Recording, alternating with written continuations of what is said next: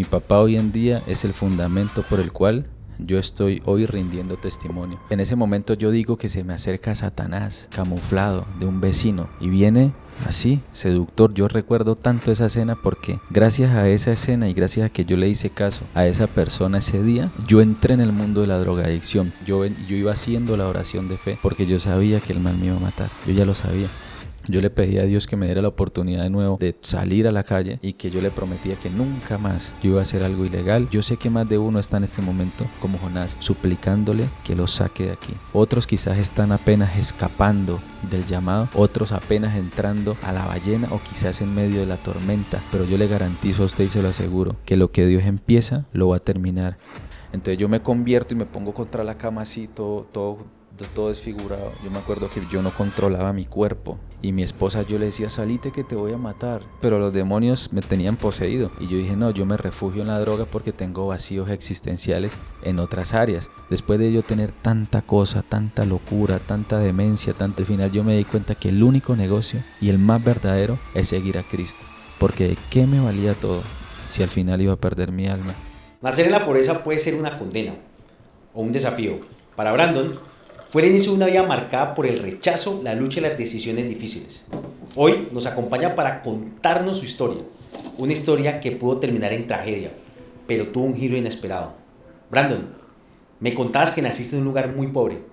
Cuéntame más de eso. Yo nací en un pueblo al sur de Colombia, Santander de Quilichao, Cauca, más o menos a unos 40 minutos de la ciudad de Cali, donde actualmente vivo, y nací en el barrio más peligroso de ese pueblo. Yo le llamo hoy en día un barrio de chacales. Ya mayor me vengo a dar cuenta que vivía en un barrio de chacales. Y aquí en Colombia funciona todo por estrato social. Entonces nosotros nacimos en un estrato social 0, el más bajo, donde no había alcantarilla, no había pavimento, cocinábamos incluso con leña, era estufa, pero teníamos que cocinar en algunas ocasiones con leña. Aprendimos a vivir prácticamente con un salario mínimo. Mi padre me mantenía a mí, a mis 2 hermanas y a mi mamá con un salario mínimo. Eran 5 personas viviendo. En ese tiempo un salario mínimo yo recuerdo que eran más o menos $100, 100, $120. Y siempre tuve mucha necesidad de muchas cosas. Y yo sentía que yo no pertenecía ahí por alguna razón. Entonces recuerdo mucho que mi papá, cuando llegaba los viernes de trabajar, traía yogur, traía pastelito, y hasta ahora yo me asombro él cómo hacía eso. Y mi papá hoy en día es el fundamento por el cual yo estoy hoy rindiendo testimonio.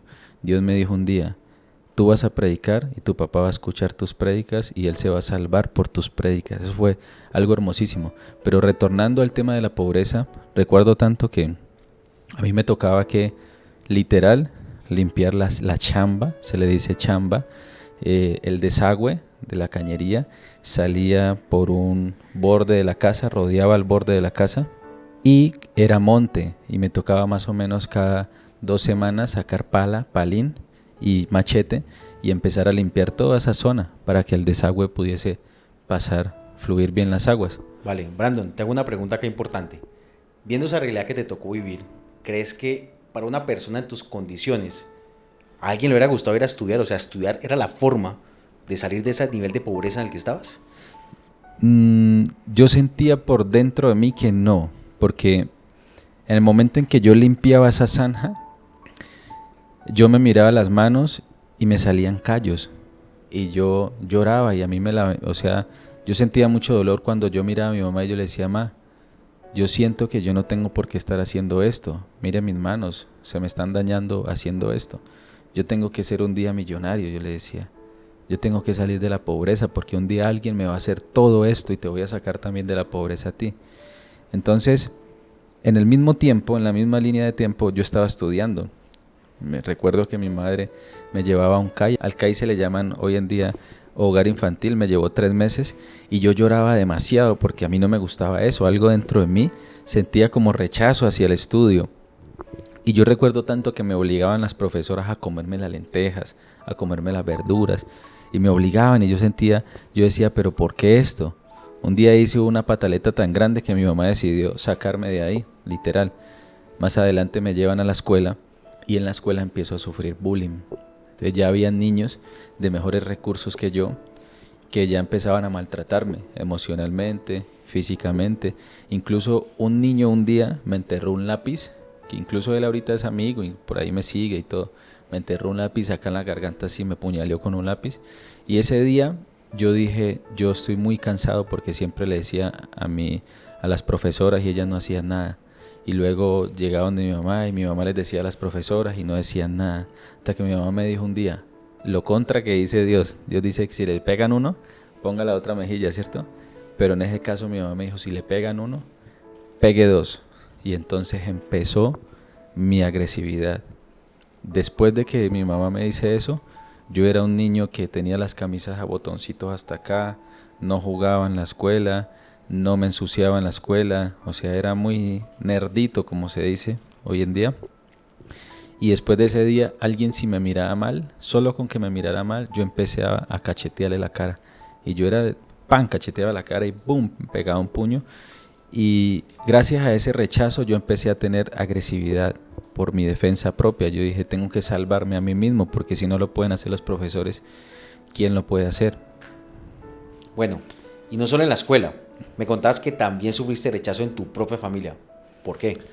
Yo tenía algunos familiares que tenían un estrato social más alto, ya eran 3, 4, y ellos tenían la oportunidad de comprar productos originales, zapatillas, ropa original.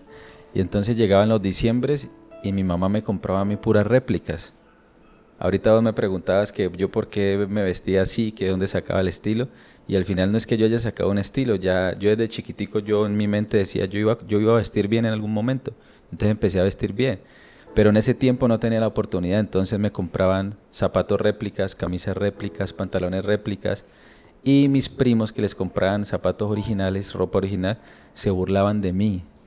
Y ellos me cogían de recocha y yo no entendía, yo era muy inocente, tenía por ahí 7, 8 años, 9 años. Y yo no entendía por qué hasta que un día me di cuenta que era porque mi mamá y mi papá que me decían que la ropa era original, realmente no era original, sino que era ropa réplica. Y yo empecé a sentir un rechazo muy fuerte. Y más adelante, siempre mis primos fueron mucho más grandes que yo porque yo fui muy chaparrito, muy pequeño. A mí me decían Pony de chiquito. Y ellos me golpeaban, me pateaban, me decían barbaridades, molestaban a mi mamá, le decían apodos a mi mamá, a mi papá, y eso a mí me molestaba demasiado. O sea, yo tanto en la escuela como en mi familia, yo sentía tanto rechazo que yo decía, no puede ser. Yo empecé a sentir frustración en mi vida y yo dije, no, esto no puede ser posible, algo tengo que hacer. Listo. Brandon, empezaste a coger dinero desde los 9 o 10 años. Cuando tu papá te llevaba a trabajar los sábados, ¿qué pasó desde ahí?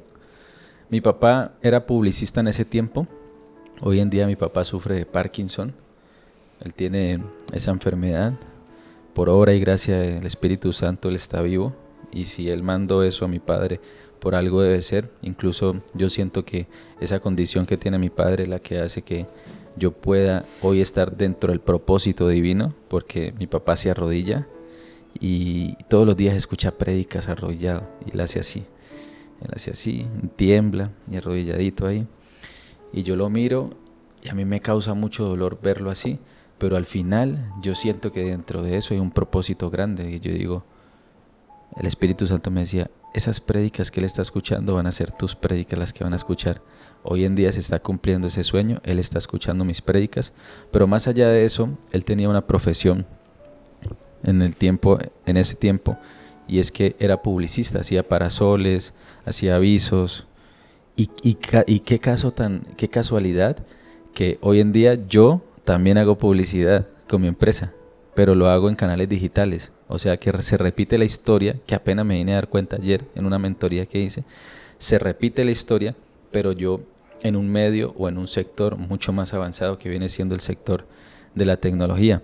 Entonces mi papá decide llevarme a trabajar. Estaba haciendo un trabajo y me lleva y me empezó a pagar 30,000 pesos un sábado. Yo estudiaba de lunes a viernes y me llevó un sábado. Tenía 9 años más o menos o 10. Agarro el primer dólar y en el momento en que yo agarro ese dinero, yo empecé a sentir que ya tenía poder. O sea, ya yo podía controlar cosas podía tener el control sobre decisiones de personas, podía controlar lo que yo quisiera en mi vida, y yo decía, quiero esto, lo tengo, quiero esto, lo tengo, y empieza a entrar en mí un estado de superioridad ante las otras personas y se me empieza a deteriorar un poco el corazón, porque ahí es donde aplica esa palabra que dice que la raíz de todo mal es el amor al dinero. No el dinero, porque usted nunca ha visto que un fajo de dinero vaya y le pega a una abuelita, ¡pah!, una cachetada, no lo hace, pero sí el amor al dinero, y empezó a entrar ese amor. Como consecuencia empecé a ser soberbio y empecé a pisotear a la gente teniendo 10, 11, 12 años y muchos problemas de ahí hacia allá. Brandon, en esa misma labor encuentra las drogas. Me contabas que alguien te dijo cómo usarlas. ¿Cómo fue ese momento? Un día yo estaba haciendo un parasol justo al frente de la casa de mi padre y nosotros utilizábamos algo que se llama boxer o solución amarilla. Hay dos tipos de solución, una blanca, transparente, que es para pegar lona con lona, y hay otra que es amarilla, que es para pegar lona con metal. Entonces, en ese momento yo digo que se me acerca Satanás, camuflado de un vecino, y viene así, seductor. Yo recuerdo tanto esa escena porque gracias a esa escena y gracias a que yo le hice caso a esa persona ese día, yo entré en el mundo de la drogadicción. Y se me acerca y me dice, Brandon, ¿vos sabes que eso que estás usando ahí, si te lo pones en la boca? Y me dice, pónetelo en la boca, dale, inhálalo. Y yo hice así, si le haces unas 10 veces, eso te traba y te pone a alucinar, intenta. Y yo hice como 3, 4 veces y yo sentí como un mareíto y luego me metí a la casa y empecé a hacerlo. En ese momento empieza un caos en mi vida porque siento que puedo conectar con otro mundo. O sea, me conecto con una cosa re loca en mi cerebro, empiezo a sentir alucinaciones, a desconectarme de mi tierra, y pues como estaba teniendo soberbia, sufrí rechazo y un poco de cosas, pues sentí que ese era mi refugio. Aunque mis padres me dieron mucho amor, usted sabe que uno nunca valora lo que tiene, ¿cierto? Uno no se da cuenta que los padres le dan tanto amor, que otras familias quizás no le dan el mismo amor, y uno a veces piensa que eso es normal. Yo eso no sabía. Y yo dije, no, yo me refugio en la droga porque tengo vacíos existenciales en otras áreas. Entonces, luego de eso me di cuenta que uno de mis primos, que incluso a él le quitaron la vida hace como 2 meses atrás, también empezó a consumir Sacol. Y entonces ellos se encerraban en unos cuartos a consumir Sacol y yo empecé a meterme con ellos y empezó más o menos 1 año. Me puse flaco, horrible, cabezón, yo soy de cabeza pequeña, pero aún así yo me veía cabezón. En ese tiempo tenía una novia y esa novia me decía, Brandon, llorando me decía, Brandon, tienes que dejar esto. Y claro, imagínate yo llegando a la casa de ella todo sacoleado, oliendo así a ese Sacol, a ese boxer, respirando eso porque lo respiraba, y fue algo muy tremendo. Incluso eso me dejaba tan torombolo, digo yo, que como tan estúpido, que hubo un momento donde me metí al baño y yo esperaba que mi mamá se acostara todas las noches y mi papá, y a las 11 de la noche me metía en las gradas a oler Sacol o en el baño a oler Sacol. Ese olor salía por toda la casa y mi mamá un día me descubrió y me dio, fue durísimo, garrote durísimo. En otra ocasión un tío también llega y toca la puerta y yo saqué así todo torombolo, yo salí así con el Sacol en la mano por el balcón. Le abro la puerta y le abro la puerta con el tarro. Vos has visto que la gente loca que está con el Sacol afuera, cautivos en el Sacol, ellos mantienen así, a ellos no les importa, andan con el tarro, y uno por dentro dice como que bueno, son manes en vez de esconderse o algo, no, lo pone a uno tan loco eso que yo salí así. Y ese día mi tío cogió un casco de motocicleta y me lo tiró y ¡pah!, me lo partió así en la cabeza. Vení, un momento. ¿Qué pasó después? En ese momento, ¿ya habías tocado fondo o pasó algo más? Sí, ya en ese momento ya estaba tocando fondo, justo en ese momento, cuando ya mi mamá se dio cuenta, cuando ya mi familia se estaba dando cuenta, mis tías le decían a mi padre que yo estaba inmerso en la droga prácticamente, y cuando yo siento ese tartarazo aquí en la frente que me salió un chicho, al ratico mi tío me estaba sacando el chicho de la cabeza de él mismo diciendo, vos sos muy bobo, ¿cómo te vas a poner con eso? Ahí yo reaccioné y yo dije, no puedo continuar con esto. Pero más adelante sucede algo. Me encuentro con un primo que venía de consumir marihuana y le digo, vamos a fumar marihuana. Dejé el Sacol y me metí en la marihuana. Y mi primo me dice, ¿pero vos sí fumas marihuana? Y yo le dije, sí, yo fumo marihuana, nunca había fumado marihuana. Yo solito me metí en el mundo de la marihuana, más adelante el cigarrillo, más adelante conozco la cocaína y empiezan una serie de cosas horribles, tanto así que ya mi mamá me pegaba mucho y mi papá me pegaba mucho y me empecé a descontrolar en la casa. Brandon, a los 14 años uno irse de la casa. ¿Cómo fue eso? ¿Por qué? Bueno, yo me cansé de recibir órdenes.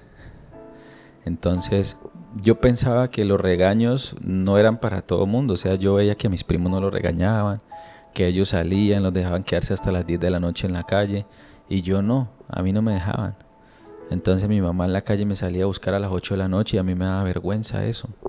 Incluso varias veces intentó pegarme en la calle con correa porque llegaba tarde. O salía ella cuando yo me decía a las 8 y yo eran las 9 y no había llegado, ella salía y me hacía pasar vergüenza, pero una vergüenza sana, ¿no? No es que ella lo quisiera, sino que me estaba exhortando. Y hoy en día yo agradezco mucho la correa que me dio mi mamá. Gracias a eso yo tengo el carácter que tengo y la gente me ve a mí, me ve con carácter, es porque me dieron durito. Y la misma palabra en Proverbios dice que si corriges a tu hijo cuando pequeño, aun cuando esté grande, no se apartará del camino. Entonces, después de tanta cosa y de tantas órdenes y de tanta locura, porque todo el día eran regaños, como locos regaños, yo me cansé, me aburrí y decidí salirme de la casa. Me fui un día que peleé con mis padres, ya les pedí perdón a ellos. Fue un suceso muy horrible porque yo los traté mal, los traté con groserías y todo. Me voy de la casa y ya en la casa pues empiezo a aguantar hambre. Y aunque tenía la oportunidad de comer, tenía familia y todo, yo me inventé una estrategia en medio de que aguantaba hambre. Yo no desayunaba, pero al almuerzo llegaba a jugar donde un primo más o menos a las 10:30, 11 de la mañana, y yo sabía que ahí donde ese primo me podían dar almuerzo. Y más o menos a las 6 de la tarde llegaba donde otro primo, y yo sabía que ahí me podían dar almuerzo. Y así me la pasé unos meses. Y en medio de eso descubro mucho más el camino de la drogadicción. Descubro ya cómo se mueven las bandas. Incluso entro a una banda a ver cómo conspira toda una banda delincuencial. Participo de estrategias como esas en ese momento y yo veo cómo se mueve todo. Luego también cuando pedía yo droga veía cómo se movían los jíbaros y cómo distribuían la droga. Y empecé a entrar a una parte mucho más profunda, que ya fue prácticamente uno de los fondos más grandes que yo toqué, que más adelante ya tuve amenazas y estuve al borde de la muerte, como en algunas de las conferencias que he tenido. Básicamente voy a ese punto. Hubo una escena donde una chica se enamora de ti y su novio intenta matarte, no una sola vez, 2 veces. Dios te guardó en ambas ocasiones. ¿Qué pasó en esos momentos? Me fui de la casa, pero mi papá me pintó una oferta. Me dijo, vuelva, mijo, y yo le voy a comprar una moto. O sea que me compró el retorno a la casa por una moto. Yo escogí la moto y cuando escojo la moto me pongo a hacer domicilios porque yo no quise estudiar. Yo estudié más o menos hasta los 14 años. Entonces me pongo a hacer domicilios, moto ratón, cobrábamos como 1,000 pesos colombianos, que en este tiempo no sirve ni para un chocolatico ahí de los económicos.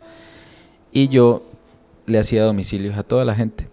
Y me hacía en una esquina donde la gente bajaba así por la lomita. Yo iba como en un barrio donde es loma, como esos barrios que son de escasos recursos delincuenciales que usted ve que van así trepados por allá.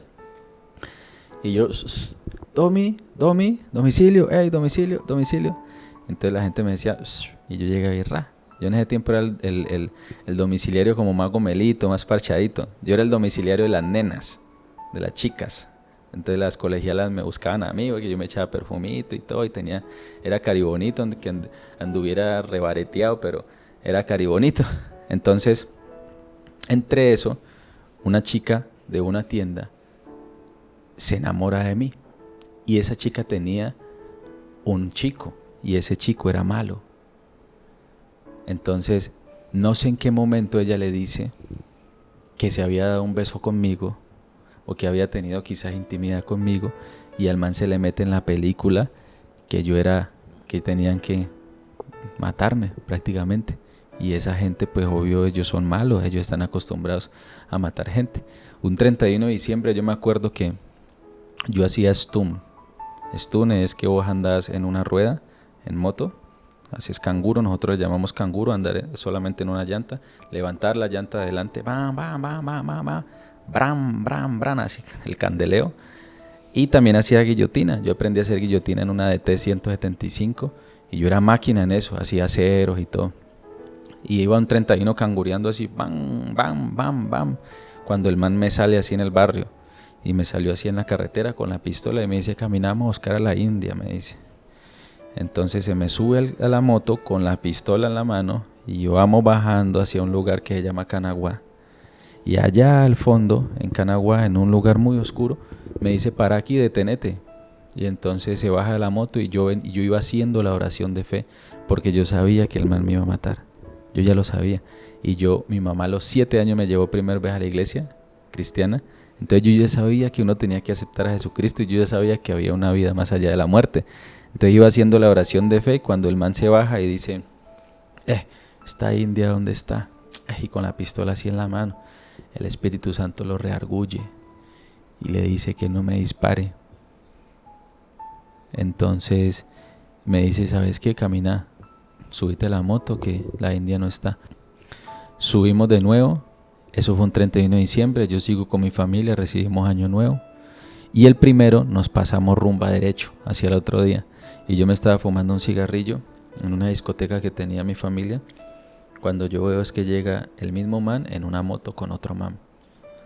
Y a lo que se bajan de las motos sacan las pistolas, montan las pistolas y van subiendo. Y a lo que empiezan a subir, yo voy, cierro la puerta de la discoteca, le meto candado, le meto el pasador y calladito, sin decir nada, voy y me meto al baño.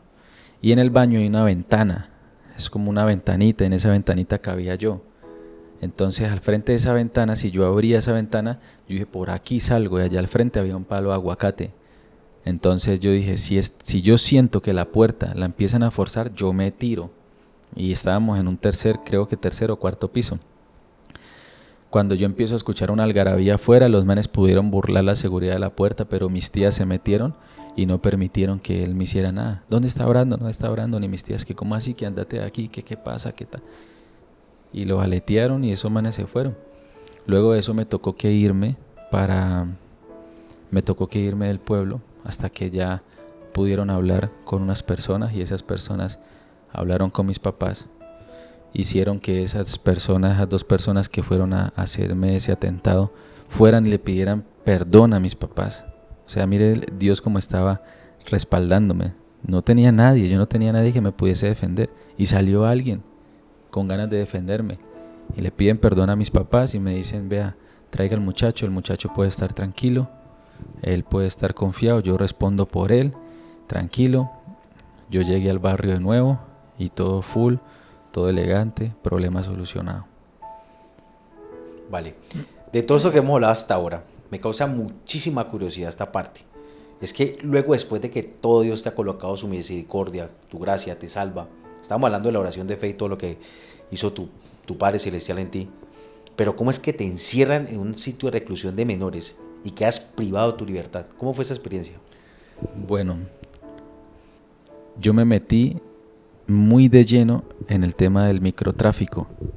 Aprendí cómo se manejaba eso. Incluso yo distribuía a jíbaros para que ellos pudiesen vender la mercancía. Entonces, cuando menos pienso, ya estaba yo con mi mamá en Bienestar Familiar, se llama aquí en Colombia, donde estaban haciendo unos documentos para mandarme a un centro de reclusión de menores. Ahí estuve unos meses con medida de aseguramiento. Pasé los meses que eran con medida de aseguramiento y luego de eso aprendí a disfrutar de la libertad, porque vivir en un centro de reclusión de menores es lo peor.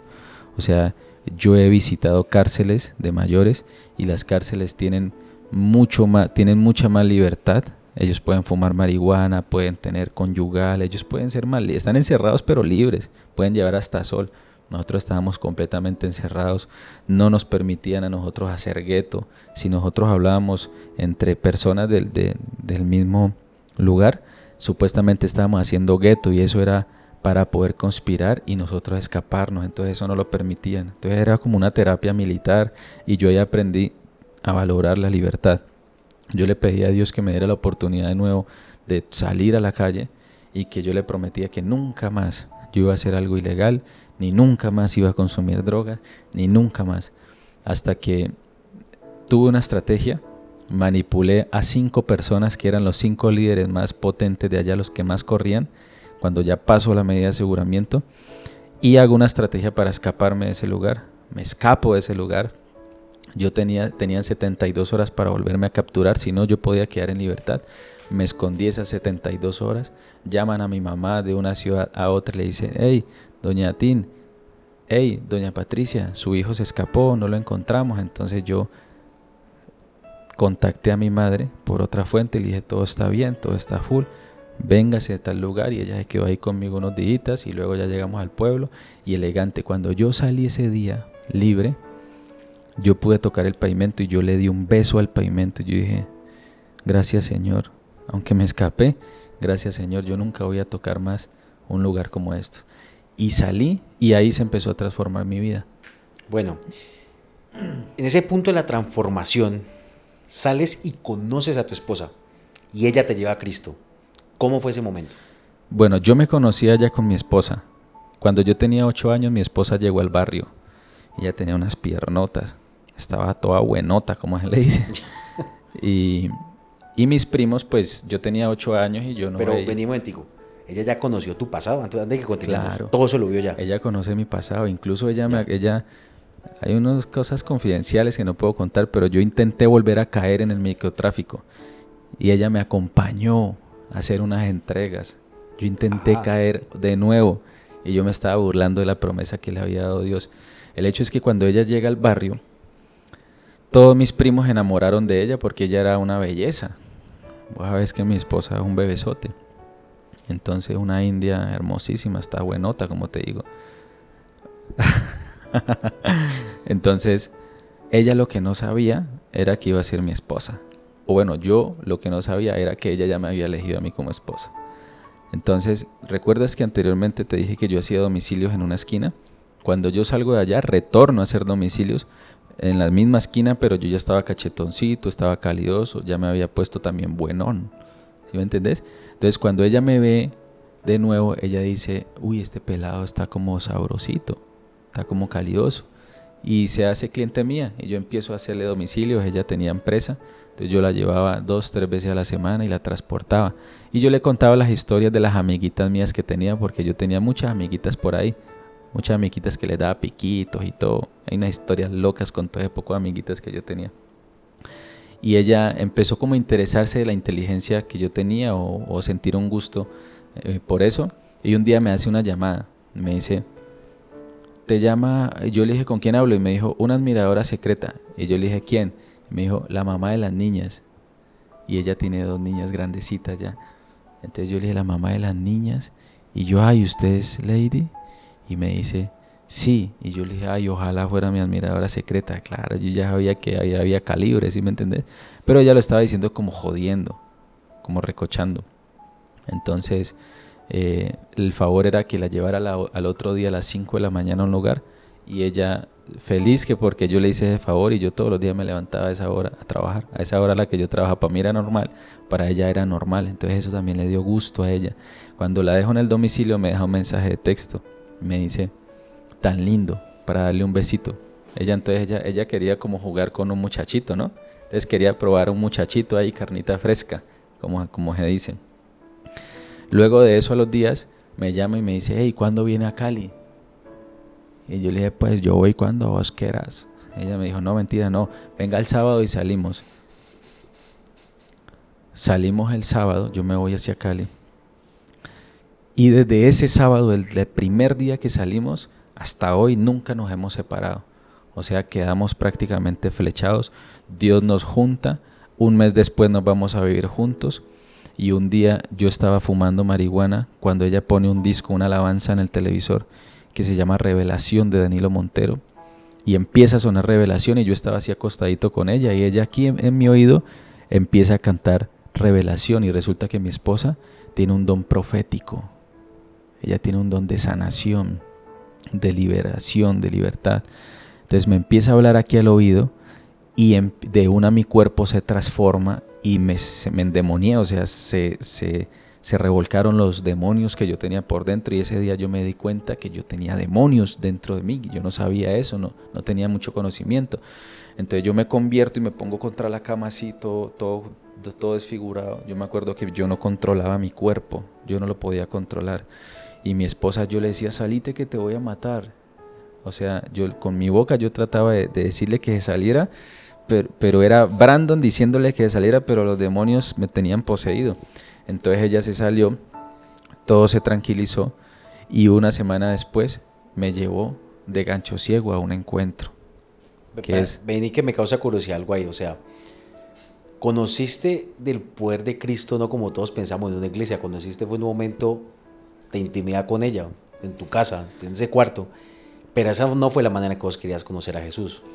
En ese momento, cuando te pasa esa parte espiritual que me acabas de mencionar, ¿qué sentiste en tu interior? ¿Miedo o paz?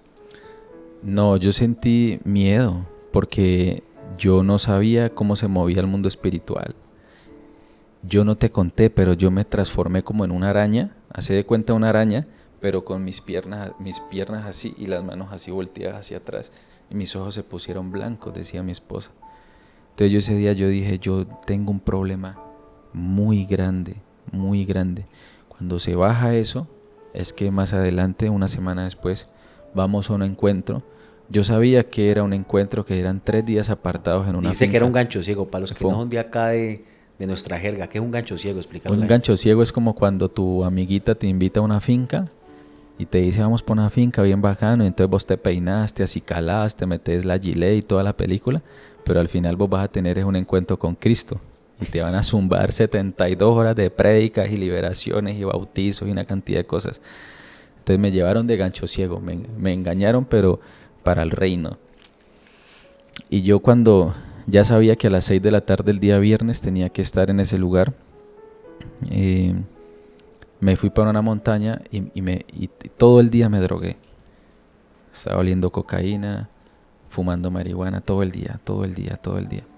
Cuando me voy para el encuentro y me subo a la buseta, los demonios que estaban dentro de mí, dicen, ¿dónde está el pastor? ¿Dónde está el pastor? Cuando me dicen, él es el pastor, y yo veo al pastor, que hoy en día es mi pastor, el pastor Rubén, yo lo veo y yo digo, este man tiene cara de demonio. Pero eran los mismos demonios que estaban diciendo, este man me va a sacar de este cuerpo.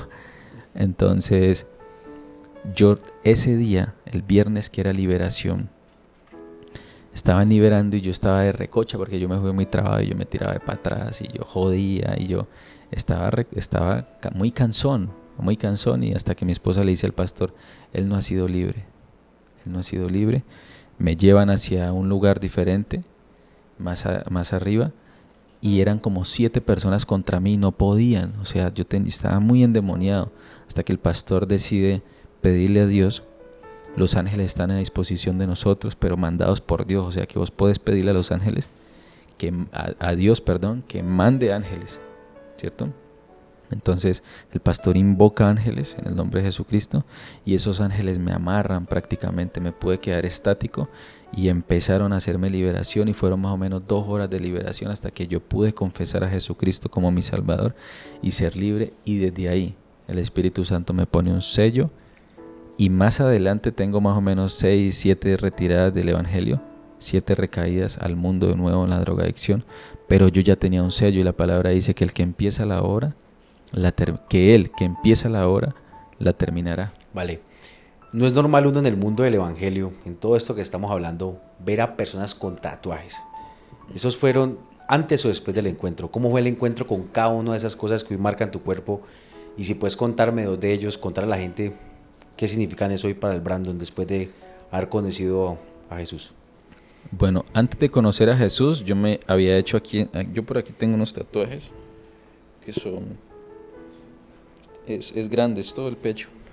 Son unas alas de un águila, por acá se pueden ver, alas de un águila, con un reloj de arena. Pero antes de eso yo tenía un pentagrama. Antes de ir yo al encuentro, yo me había hecho un pentagrama aquí, que es una estrella satánica.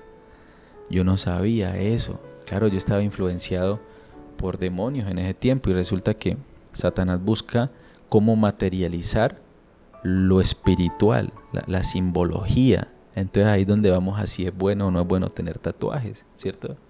Entonces, ya cuando yo conozco de Cristo, busco tatuarme para taparme esto, porque en ese tiempo no estaba la tecnología que se borraban. Entonces yo me puse las alas de un águila y el tiempo vuela. Entonces el tiempo vuela, un reloj de arena y las alas de un águila, el tiempo vuela. Ese fue el significado que puse. Ya conociendo de Cristo me hago también que es un león de Judá. Lo hice con un buen significado por el león de Judá, pero estaba apartadito porque no tenía la suficiente intimidad con Dios, y pues la palabra dice que no améis al mundo ni las cosas que en el mundo, porque si amas al mundo el amor del Padre no está contigo, ni tampoco que nosotros nos demos a los deseos de la carne, y al final esto es puro deseo de la carne, aunque la gente no lo quiera ver así o quiera como trabajarse mentalmente, eso es deseo de la carne. Luego me hago que es de mi niña, conociendo también a Cristo. Acá en las piernas tengo las huellas también de mi niña. En la espalda tengo un tribal que no sé qué rayos es ese tribal, ni idea qué es, pero sí tiene un trébol de 4 hojas que es para la buena suerte, supuestamente. Dios ya me hizo libre de esa vuelta también. Y acá tengo a mis niñas, aquí tengo a Mariana, estoy yo, Renatica, mi esposa, M de Mariana, R de Renata, B de Brandon, L de Lady, mi esposa, Cristo, la C de Cristo, y la estrella de Israel, que es el centro. Cristo es el centro de mi familia. Acá tengo la Reina Valera 1960. Por aquí tengo Dios y familia también, una forma de una cruz. Por acá tengo yo pertenezco a Jesús en inglés. Entonces los significados, yo ya me hice los tatuajes conociendo de Cristo, pero sin un real arrepentimiento. Cuando estás en la recaída, ¿no? En las recaídas. Brandon, y después de todo esto que me estás contando, ¿cómo nace Tribu? Esa iglesia diferente, esa iglesia que sale en TikTok, esa iglesia que sale con un mensaje muy diferente. ¿Cómo nace esto? Contame más. Bueno, la palabra de Dios dice que Él vino a buscar lo que se había perdido, vino a rescatar lo que se había perdido. Y el 75% de las personas no quieren ir a una iglesia. Entonces yo ya había entendido eso, porque incluso yo no quería ir a una iglesia. Entonces empezamos a crear un ecosistema muy diferente como las iglesias, pero antes de eso, que ya viene siendo después de la 7ª recaída, porque tuve 7 recaídas, voy a un ayuno. En ese ayuno con la pastora me tienen en un árbol de la vida, una foto. Yo recuerdo tanto que yo estuve en un árbol de la vida desde los 7 años, que es, haga de cuenta como cuando la fiscalía lo pone a usted en un lugar así con su foto, se busca. A mí me tenían así siempre en iglesias, a donde iba mi mamá, ahí me ponían y oraban por mí. Entonces cuando yo llego y veo ese árbol de vida que hace la pastora y lo muestra, me lleno de sentimiento, porque yo digo, yo siempre estuve en oración, en donde fuera. O sea, Dios ya sabía qué iba a hacer conmigo y cuál era el propósito. El que no. Vente de nuevo ahí. Estamos hablando de la misma, otro ministerio, porque tuviste 7 recaídas. El primer pastor fue, que ahorita es pastor líder contigo en Tribu. ¿De qué estamos hablando ahora? Está la 7ª recaída ya. ¿Dónde fue exactamente ese punto? Cuéntame. Yo solamente he ido a 2 iglesias. Ajá. Fui a donde es mi pastor, mi maestro, mi cobertura espiritual, y a otra. Estamos hablando de esa otra iglesia. Okay. Pero yo cuando salgo de la iglesia de mi pastor duré 3 años sin ir a iglesias, y ya cuando vuelvo a esa otra, 2 años después es que llego a ese ayuno. Entonces cuando yo me veo ahí, yo digo, Dios siempre me tuvo ahí. Y justo después de ese ayuno, más o menos 4 días después, en un sueño Dios me lleva a mí a la atmósfera, y en esa atmósfera yo estaba sentadito así sentado, y me lleva así a la atmósfera muy arriba, y haz de cuenta si vos fueses en un carro a 150 kilómetros por hora, así subí, pero de un momento a otro empieza a andar a 1500 kilómetros por hora, pero vos sentís que tenés la cobertura de Dios y no sentís miedo. O sea, había mucha velocidad, había mucho ritmo en ese sueño, y yo veía cómo las almas se desplegaban por las 4 puntas, muchas almas. Y en los sueños vos podés entender de manera telepática. Vos conoces muchas más cosas en el sueño porque estás en el inconsciente, ¿sí me entendés? Ahí donde prácticamente hay algo muy extenso más extenso de lo que nosotros tenemos en el cerebro. Entonces yo entendía que el Espíritu Santo me decía, es tu tiempo, predica, este es el llamado, abre la boca que te voy a empezar a utilizar. Y yo todavía seguía fumando marihuana, imagínate. Yo iba a la iglesia y todo, pero yo todavía seguía pegándome los varetazos. Todos los días yo fumaba marihuana. Esto es un punto importante, ¿no? O sea, ya hacías parte de una visión, entendiste de Jesucristo, entendiste que el Espíritu Santo te mostró. ¿En qué momento y cómo decidiste dejar esto? Es un mensaje importante, porque esto es un punto, antes de cerrar parte de la entrevista, es ¿en qué momento dejaste eso? ¿Cómo fue? Bueno, cuando yo me levanto en ese momento, voy a hacer el devocional, porque aún yo seguía fumando hierba, pero yo seguía haciendo el devocional. Seguía tomando alcohol, pero seguía haciendo el devocional, porque yo no podía vivir 2 días sin devocional, porque ya Cristo me había sellado para Él, ya me había apartado y Cristo ya me veía santo, aunque fuese pecador. Entonces, abro Lucas y dice Juan el Bautista, que todo árbol que no dé fruto será cortado y echado al fuego. Entonces de una, ¡pah!, yo sentí que el Espíritu Santo me rafagueó con una AK-47 el corazón. Entonces ahí yo siento la confirmación del sueño. Si no echas fruto, te voy a cortar y te voy a echar al fuego. Así como los mensajes que salen en las redes. Así. Directo. Entonces, en ese momento yo le digo a Dios, ¿y cómo lo hago? Porque yo duré 8 años apartado de la sociedad, metido trabajando y consumiendo drogas, y los domingos yendo a la iglesia. Esa era mi vida, yo no tenía vida social, solo con mi familia me la pasaba. Entonces el Espíritu Santo me dice, usa las redes sociales. Y yo tengo empresa, y yo siempre he tenido una jerarquía en lo que hago, pero la gente conocía del Brandon empresarial, pero no conocía del Brandon personal. Brandon personal era un drogadicto, esclavo, cautivo de la drogadicción y de muchas otras cosas. Entonces pongo una foto mía en historias y digo, voy a estar con mis amigos en mi casa hablando de principios espirituales aplicados al éxito personal. ¿Quiénes vienen? Háblenme al interno. Y me empezaron a hablar como 40 personas, llegaron 30 personas ese día a mi casa, papi. Y cuando llegan esas 30 yo digo, uy, y yo todavía estaba fumando marihuana. Les solté el mensaje, los evangelicé y les dije, ¿cómo podemos meter a Cristo en los negocios? Dios me dio ese mensaje. Entonces empecé a hablarle a empresarios. A los 8 días hago lo mismo. Principios espirituales aplicados al éxito personal. Historias en Instagram. Llegaron 35 personas. Le solté el segundo mensaje. Yo seguía fumando marihuana. Pero en ese momento, préstele mucha atención. Ahí es donde el Espíritu Santo entra a mí y me libera de esa cautividad, de esa opresión que yo tenía, de esa maldición generacional, porque fue una maldición generacional que me dejaron mis antepasados, de esa esclavitud de la drogadicción. Y yo sentí mientras daba el mensaje que mi cuerpo se limpiaba, literal se limpió mi cuerpo. Y a los 8 días vuelvo y convoco.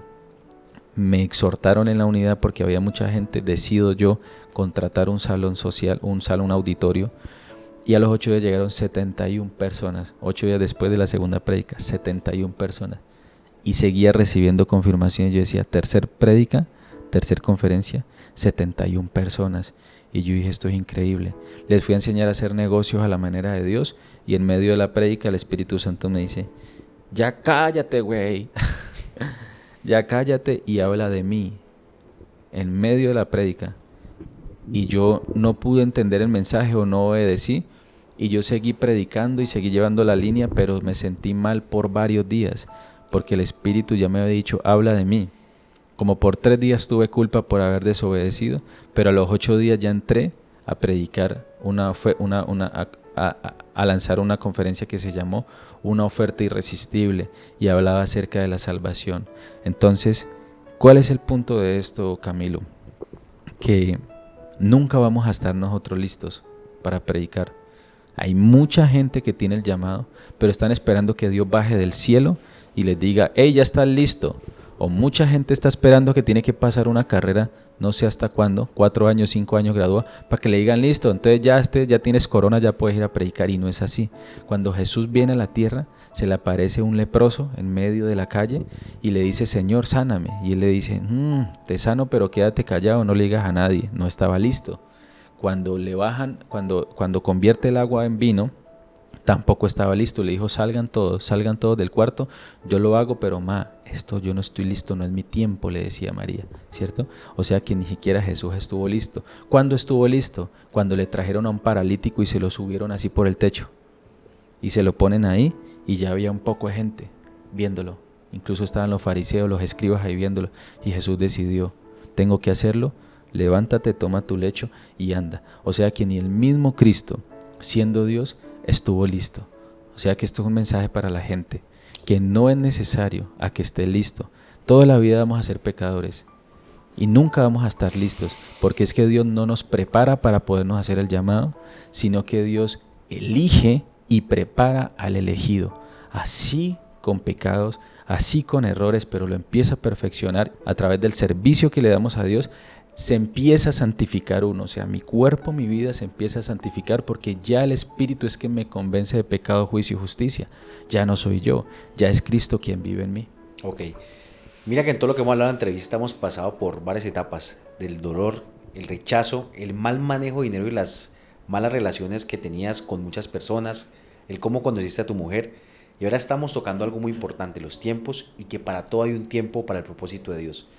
Viendo esto, ¿qué mensaje le puedes dar ahora a los jóvenes que están atrapados en cada una de esas etapas que tú viviste? Señores, no hay una forma de escapar, primero, del llamado. Muchas personas van a ser llamadas y otros van a ser elegidos. Si tú eres un elegido, tú ya lo sabes, porque Dios ya te lo confirmó y no vas a escapar. Cuando Dios le dice a Jonás que vaya y predique a esa ciudad, porque Dios les iba a dar otra oportunidad, Jonás sale y se va hacia otro lugar. Y prefirió andar 4.500 kilómetros y prefirió andar 9.500 kilómetros que 4.000 kilómetros que estaba la misión. Cuando se va, se sube a un barco y en medio de eso llega una tormenta y esos judíos se iban a morir hasta que Jonás dice, hey, échame a las aguas porque yo ya sé, están en busca de mí. No podía escapar del llamado. Se lo traga una ballena. Estuvo 3 días dentro de una ballena o de un gran pez, dice la palabra. Luego el pez lo escupe, le toca que ir a hacer la misión. Entonces muchos de nosotros tenemos el llamado, ya sabemos qué es lo que tenemos que hacer, pero estamos como Jonás, tratando de huir de la presencia de Dios y del llamado de Dios, y quizás muchos estamos como dentro de una ballena, tocando la profundidad de esa ballena, siendo consumidos por los ácidos que tienen esos peces que deterioran prácticamente el organismo de toda cosa que se metan adentro y deteriorados. Jonás le rogó a Dios, le rogó y le suplicaba, Señor, sácame de aquí. Entonces yo sé que más de uno está en este momento como Jonás, suplicándole que lo saque de aquí. Otros quizás están apenas escapando del llamado, otros apenas entrando a la ballena o quizás en medio de la tormenta, pero yo le garantizo a usted y se lo aseguro que lo que Dios empieza lo va a terminar. Entonces, como consejo que le doy, una cosa son las consecuencias y otra cosa es el proceso. Cuando tú eres desobediente, tienes que pagar esas consecuencias, pero cuando tú eres obediente, Dios te empieza a procesar. Entonces no es que cuando nosotros lleguemos a Dios todo es color de rosa, no. Empieza Dios a prepararnos y a procesarnos dentro de su propósito, conforme al llamado. Él a cada uno nos llama para que hagamos parte de un cuerpo.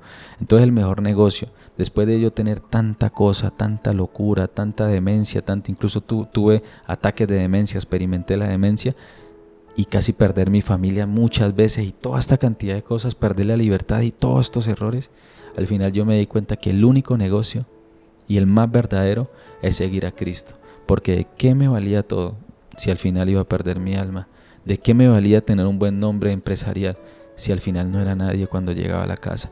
¿De qué me valía drogarme y tirarme un sábado todo el día como un estúpido ahí endopaminado si el domingo me levantaba y sentía un vacío en mi corazón, si no sabía quién era yo, ni siquiera sabía qué había venido a hacer a la tierra? De nada me servía. ¿Qué hacía yo con fajos de dinero en mi casa si no tenía una familia para disfrutarlo? ¿Qué hacía yo andando en buen carro, con buena ropa, si ni siquiera podía darle amor a mi esposa? ¿Qué hacía yo parchándome y rumbeando si mis niñas estaban creciendo con música secular y ya estaban bailando unas cosas que no están bien ante los ojos de Dios? No hacía nada. Entonces el llamado es: pórtese serio, siervo, póngase serio, siervo, póngase serio, siervo. ¿Sí escuchas esto? Póngase serio, póngase serio, póngase serio, póngase serio, póngase serio. ¿Lo has escuchado? No, Es como usted, papi.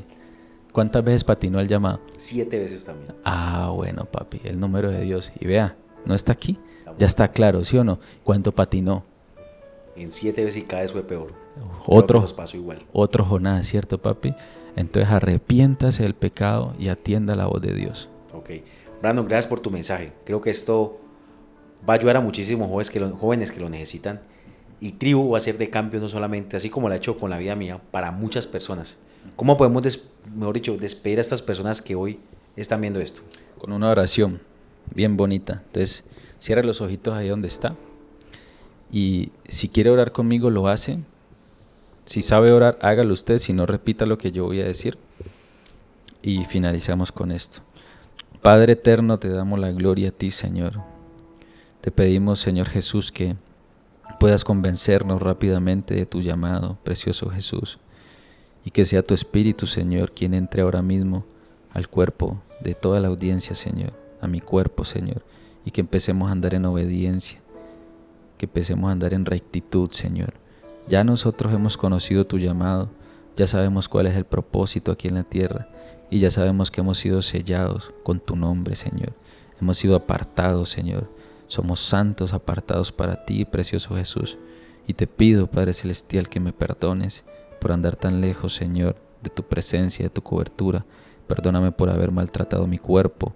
Perdóname por haber maltratado mi vida, mi esposa, mi familia, mis hijas, a todo lo que me rodea, Señor. Por ser una persona mediocre, Señor. Por ser quizás idólatra, Señor. Robándote la gloria a ti, Señor, con otras cosas, con cosas del mundo, Padre. Hoy vuelvo a ti, Señor, a pedirte perdón por eso. Y te acepto como mi Señor, como mi Salvador personal. Escribe mi nombre en el libro de la vida y nunca lo borres, Señor.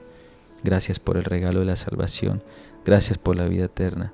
Y te prometo, Señor, que a partir de hoy caminaré en rectitud, agradándote a ti y no a los hombres. En el nombre de Jesús. Amén. Amén. Despidamos esto como siempre despedís. Fuerte y al grano y al cráneo. Bueno, señores, este es un episodio de mi testimonio. Espero que esto haya sido de gran bendición para ustedes.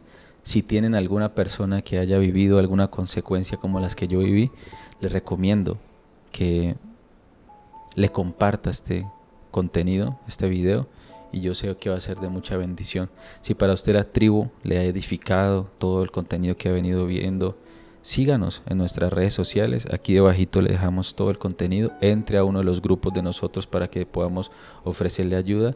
Y si Dios le pone en su corazón poder hacer una ofrenda, una siembra a nuestra organización para que podamos seguir en la expansión del reino, hágalo. Dios lo bendiga, Dios lo perdone muchísimo y póngase serio, siervo. Chao, chao.